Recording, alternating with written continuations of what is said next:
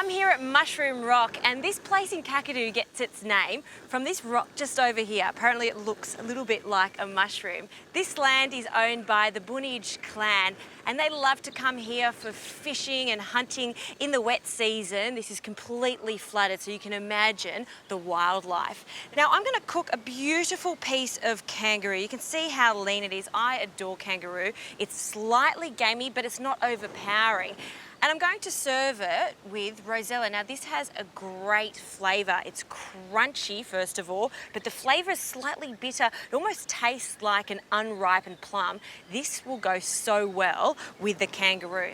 Now for the kangaroo, I'm just going to season it with some salt, and we get that in the pan straight away. A generous amount of salt so we get a lovely crust on it. Some freshly cracked pepper. And now we'll just pop that in a pan. I've just been preheating the pan with some extra virgin olive oil.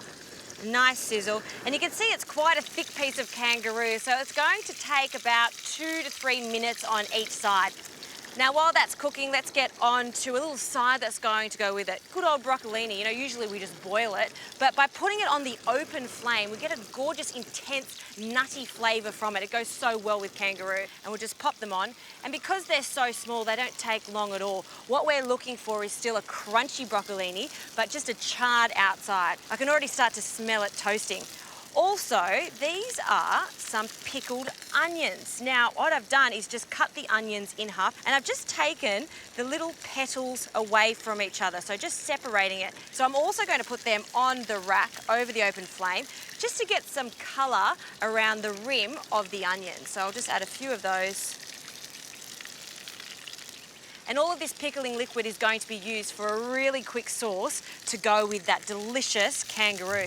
Now I'm going to give this kangaroo just another minute, and I'll turn it over and finish cooking it. We have to rest it also. And I'm not the only one that's going to enjoy this dish. I can see an eagle just circling me. None for you, all for me.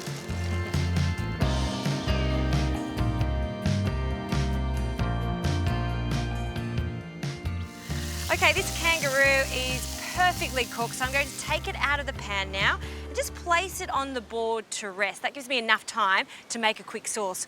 Also, the broccolini is perfectly charred, still nice and crisp in the centre. And have a look at these gorgeous onion petals. See how they're blackened on the outside? That's flavour, I love that. All right, in this pan, I'm going to deglaze with some red wine. Red wine and kangaroo go so nicely together. But just to give it a bit of a zing, I'll add some of the pickling liquid from the jarred onions. This is almost going to give it a bit of a sweet and sour flavour. We're also going to get that sweet and sour flavour from these gorgeous rosellas. And what I've been doing is just taking the small petals away, just almost pinching it and then removing it. You can see the bud inside. And what we eat are the petals. So intense in flavour. Okay, this is reduced nicely. So now we can add just a small amount of stock. And this will reduce quite quickly because we've got a rapid boil. Oh, it smells good. And just to give it an extra dimension, some star anise. I'm going to add 2 star anise. This one's just broken in half. And just warm it up in this red wine sauce. And automatically you'll get that licorice scent from it. Okay, I'm pretty happy with that, so let's plate up. This has been resting. I'm going to cut it on an angle. I want you to see how perfectly cooked inside it is. See how juicy that is. It's so lean. I love kangaroo. And you know what? It's actually quite readily available now, not just here in the Northern Territory, but everywhere in Australia. It's a great substitute for beef. So once you've sliced it, I'll just get that last little end bit there. Have a taste. Oh. So juicy. I love that.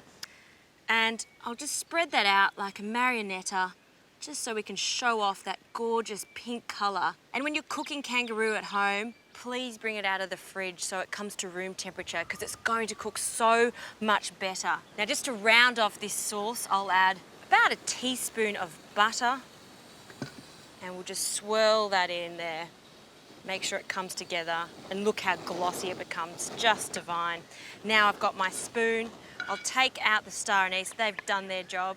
We'll just scoop that sauce and just around the meat and around the plate. I love my sauce, so I'm going to add a generous amount. turn the heat off, and then I'll take these gorgeous broccolini and just rest them over the meat and on the plate. And our pickled onions that have been charred. Really want to show off the smoky flavour of all these ingredients, giving it that bush feel.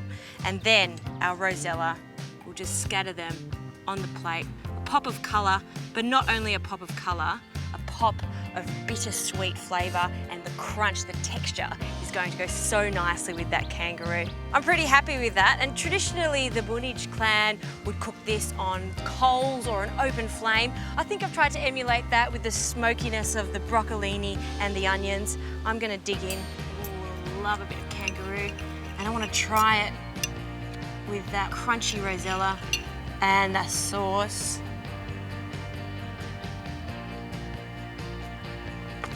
Wow, that is so delicious, and I think what makes it even more delicious is that view. I mean, what a dining room, right? Amazing.